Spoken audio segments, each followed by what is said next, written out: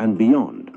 Since February 28, after a US-Israeli offensive on Iran, over 1,340 people have been reportedly killed in the region, including the then Supreme Leader, Ali Khamenei. Iran has retaliated with drone and missile strikes targeting not only Israel, but also Jordan, Iraq, and Gulf countries hosting US forces, including Bahrain.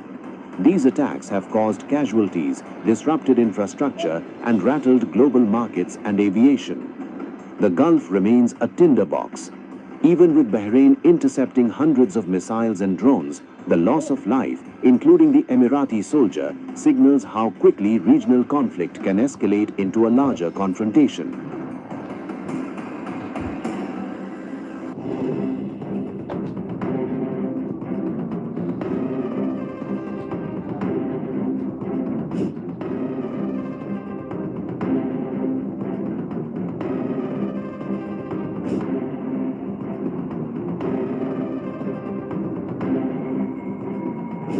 Iran continued to target U.S. allies in the Gulf, making it clear that the war would not end. Kuwait reported fresh Iranian drone attack days after strikes triggered fire at the Mina Abdullah refinery in the city. The Kuwaiti army said hostile missile and drone attacks were being intercepted. A missile alert was sounded in Dubai in the United Arab Emirates early Friday morning. Authorities said that the defenses were being activated to counter an Iranian barrage. Saudi Arabia also claimed an Iranian aerial attack, saying it intercepted and destroyed another drone over Al Jauf province in the north of the country, Al Jazeera reported. According to an Al Jazeera report, the Bahraini Interior Ministry claimed the fire at a company warehouse resulted from falling shrapnel due to Iranian aggression. Pro-Iran Iraqi armed group Saraya Awliya al-Dam claimed it carried out 3 strikes against U.S. bases across Iraq in the past 24 hours. The Iranian strikes continue even as U.S. President Donald Trump said he would not put ground troops in Iran. Mr. President, do you intend to lift sanctions on Iranian oil, and do you intend to potentially put U.S. troops or more troops in the region? No, I'm not putting troops anywhere. If I were, I certainly wouldn't tell you, but I'm not putting troops, and we will do whatever is necessary to keep the price as well. I actually thought when I did this, look, the Dow just hit 50,000 a couple of weeks ago. They said that couldn't happen for 4 years. It wouldn't happen in my term. It's such an outrageous thing because I said it would happen. Earlier, Iran fired 5 missile salvos at Jerusalem and northern Israel within an hour. Iran carried out a big ballistic missile attack on Israel overnight.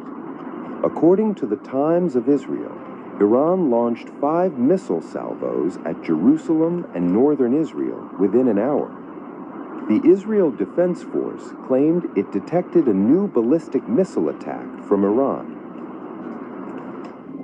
Iran has been relentlessly attacking energy sites and military installations belonging to U.S. and its allies in the Gulf. An Iranian missile strike hit Israel's oil refineries in the northern port city of Haifa, but did not cause significant damage.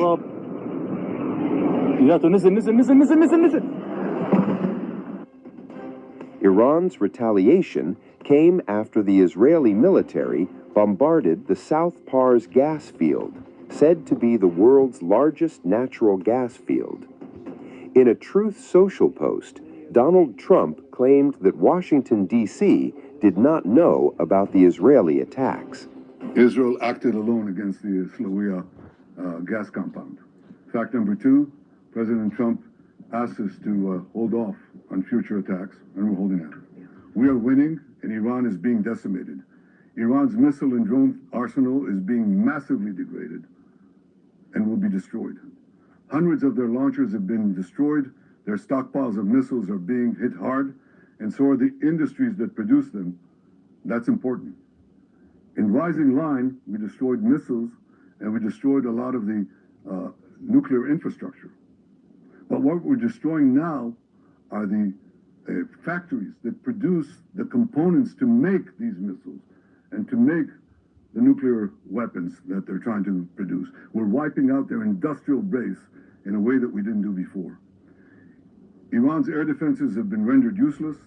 Their navy is lying at the bottom of the sea. Today we hit the other part of their navy in the Caspian Sea. Their air force is nearly destroyed. Close these opening remarks with one other fake news, and that is that Israel somehow dragged the U.S. into a conflict with Iran. Does anyone really think that someone can tell President Trump what to do? Come on. President Trump always makes his decisions on what he thinks is good for America, and may I add, I think what is also good for future generations. I will say this canard that we drag the United States into it is not just a canard, it's ridiculous. It's just ridiculous. I mean, I think President Trump said it best, and I said it as well many times. There's always a danger in acting. But in conditions of existential threats, there's a much greater danger in not acting.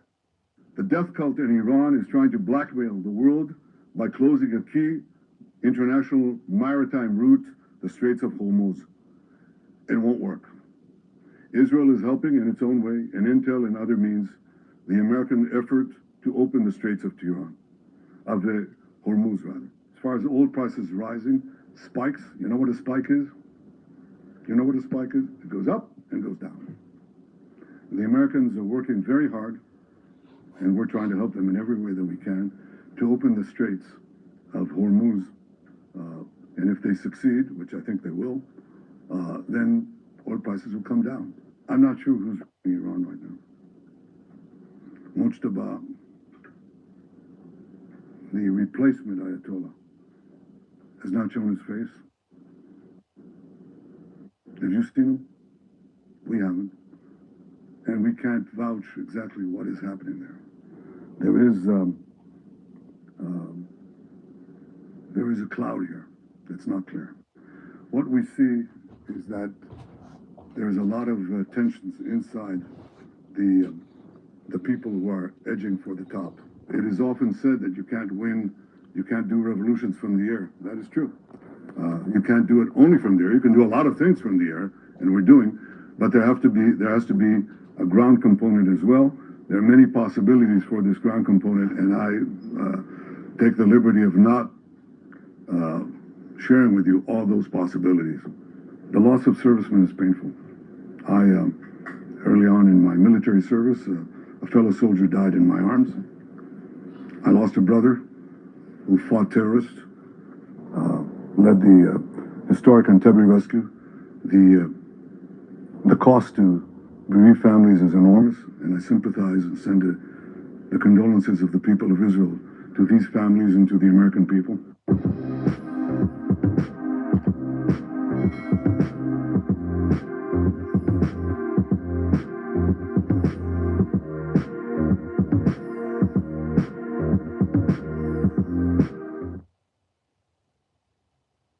Uns ein Land generieren. Mit mehr als 1000 Inseln. Ein Ort, den man mit allen 5 Sinnen erleben kann. Wo man echte Gänsehaut spürt und jedes Abenteuer ganz real ist. Authentisch und reich an Geschichte. Mit UNESCO-Welterbestätten. Wie viele? Eine ganze Menge. Mit unvergesslicher Küche. Unerlesenen Weinen, die nur darauf warten, entdeckt zu werden. Ein Land, das seine Lebensart bewahrt. Mit einem Lächeln in jedem Gesicht. Und Schönheit an jedem Ort.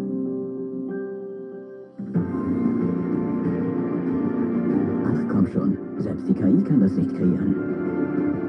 Doch es ist Kroatien und es ist voller Leben.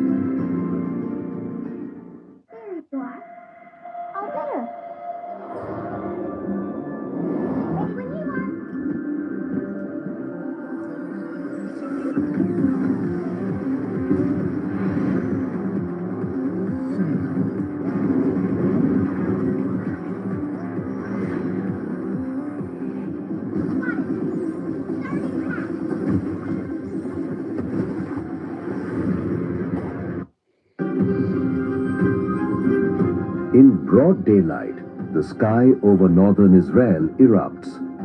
Sirens blare, civilians scramble for cover. Trails of rockets cut across the horizon, visible, unmistakable. Hezbollah strikes again, launching around 30 rockets from southern Lebanon toward the Haifa Bay area, not under the cover of darkness, but in full view of the world.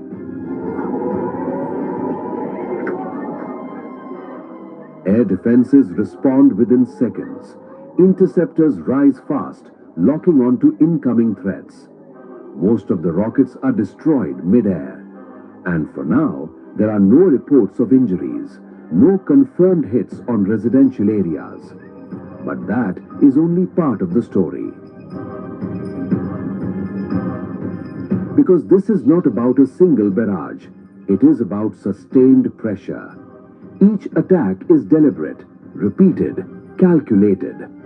Hezbollah is not just striking, it is testing, probing, forcing Israel to stay on constant alert. This is the strategy of an Iran-backed force, armed, trained, and guided by Tehran's broader regional ambitions. And Hezbollah is just one front.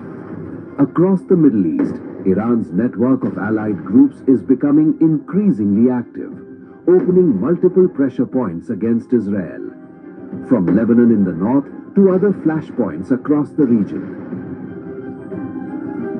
The pressure is coordinated. By keeping Israel engaged on multiple fronts, these groups serve a critical role. They stretch defenses, they divide attention, they drain military resources. And in doing so, they hand Tehran a strategic advantage without direct all-out war. This is warfare by design, not always aimed at destruction, but at disruption, at forcing a U.S. ally to remain locked in a cycle of response. Even when rockets are intercepted, even when casualties are avoided, the objective remains intact. Because as long as the sirens sound in daylight, as long as civilians are forced to run for cover, the message is clear. This conflict is active, expanding, and far from over.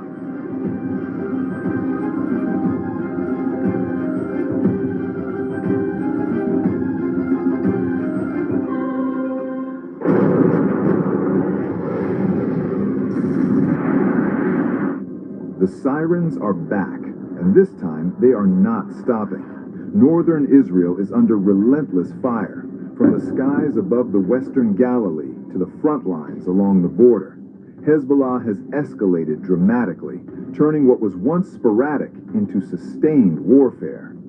In a sweeping announcement, Hezbollah claims it carried out 54 strikes in a single day, a barrage stretching across Lebanese territory and deep into Israeli-held areas, targeting military barracks, troop gatherings, and border positions.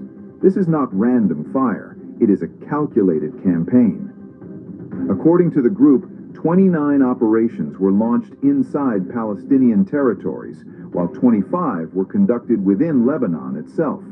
A dual-front strategy designed to strike and repel simultaneously, complicating response and widening pressure points. The weapons deployed underline the scale of escalation. Hezbollah says it used 36 rockets, 14 drones, and 4 artillery shells, claiming the destruction of 5 enemy vehicles and 15 fortified structures. Multiple ground incursions were also repelled, signaling both offensive and defensive coordination. But the assault did not end there. Overnight, 7 more strikes were launched, including a high-value hit on the Magd Al-Tifin Israeli radar site south of Malot Tarshiha. The use of drones to disable surveillance infrastructure signals a shift toward precision targeting, not just volume fire. Meanwhile, Israeli media is sounding the alarm. What is unfolding is no longer a short conflict, but a prolonged war of attrition, with a steady and grinding pace that is reshaping the battlefield. One report reveals a striking pattern. Rocket launches from Lebanon now average one every 16 minutes, with around 20 sirens sounding daily across 19 settlements. This is a constant state of alert, where civilian life is repeatedly disrupted. The numbers are staggering. Hezbollah is reportedly firing close to 100 rockets per day, maintaining pressure regardless of broader regional developments. This consistency points to a deliberate and sustainable war strategy. Israeli security sources now admit that Hezbollah appears to be preparing for a long-term confrontation, a conflict that could stretch for months, driven by what has been described as an ammunition economy, where firepower is carefully rationed and deployed with precision. This approach is not about overwhelming force in one moment. It is about sustaining pressure over time, forcing the opponent into fatigue while maintaining operational capability. It is slow, methodical, and increasingly effective. Israel's military objectives remain unchanged: disarm Hezbollah and expand operations inside Lebanon. But current assessments suggest these goals remain far from achievable. The gap between ambition and reality is becoming more visible. On the ground, there are no signs of a ceasefire or de-escalation. Instead, the situation reflects intensification, with continued strikes and shifting tactics that make containment more difficult. Even senior Israeli commanders are acknowledging limits. The Northern Command has reportedly admitted that the war will not end with Hezbollah's surrender, casting doubt on expectations of a decisive outcome. Proposals such as establishing a security belt or forcing disarmament are no longer part of immediate plans. Instead, the battlefield is evolving, with Hezbollah adapting faster than anticipated. Launch sites are no longer fixed. They are dispersed across remote areas in southern Lebanon, making detection and retaliation far more complex. This mobility has added a new layer of challenge for Israeli forces. This is no longer conventional warfare. It is a hybrid model, combining guerrilla tactics with precision strikes designed to stretch the conflict over time while maintaining operational flexibility. The pressure is mounting on multiple levels. Militarily, psychologically, and strategically, Israel is facing a sustained challenge that tests endurance as much as capability. For Hezbollah, this is a clear message. The fight will continue in defense of Lebanon, and operations will persist as long as the conflict remains active. The bigger question now is how long this can continue, and what happens if it spreads further, because what we are witnessing is no longer a contained border conflict. This is a slow-burning war, and it is intensifying by the hour. War is complicated and with layers. Unlike tariffs, they cannot be switched on and off at will. Once set in motion, they escape the control of the very leaders who initiate them. That is precisely the situation which U.S. President Donald Trump has been facing, a conflict he escalated toward the brink, but one where the exit is no longer entirely his to choose. Because this is no longer just a military confrontation, it is a strategic trap, and Iran has carefully set its contours. At the heart of that trap lies leverage, not dominance. Over the past few weeks, Trump pushed the confrontation to its limits. Tehran responded with its own escalation ladder: retaliation against Gulf infrastructure, disruption of shipping lanes, and the implicit threat of dragging the global economy into crisis.